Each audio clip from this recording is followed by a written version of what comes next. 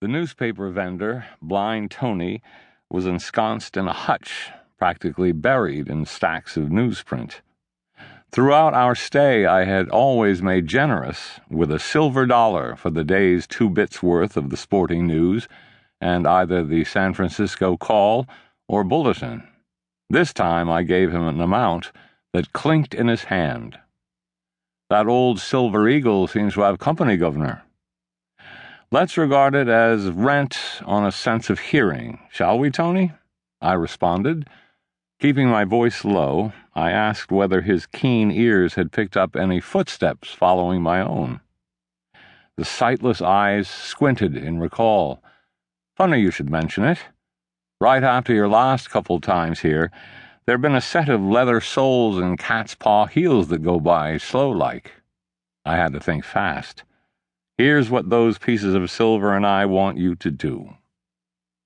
Having enlisted the news vendor, I turned to saunter off toward the hotel, as usual, but as soon as his booth concealed me at an angle from anyone down the street who might be watching, I ducked back and into the structure, hiding behind the bulky torso of Tony and stacks of newspapers.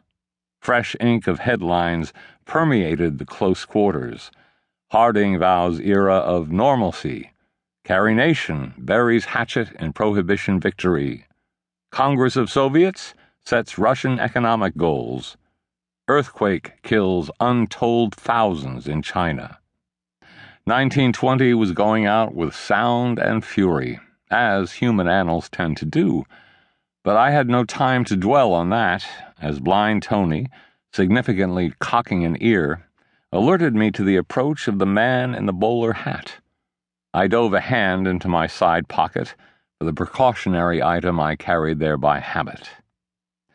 "Help me find my house key where I dropped it, can you, Governor?" Tony called him over. As the stranger obligingly stepped up to the booth, I reached out and grabbed him by the necktie, flourishing my brass knuckles in front of his nose and demanding to know who he was. The man managed to fumble the business card into sight. "Bailey Private Investigative Agency, Helena, Montana. We seek and find." "I'm Bailey," he choked out. Blinking, I asked the requisite question, namely, what on earth he wanted of me.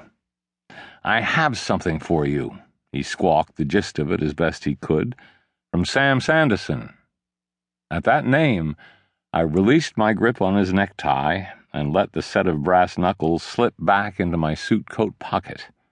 My surprise not lessened in the least, I inquired, "Why in heaven's name didn't you simply walk up to me like a civilized human being and deliver whatever it is?"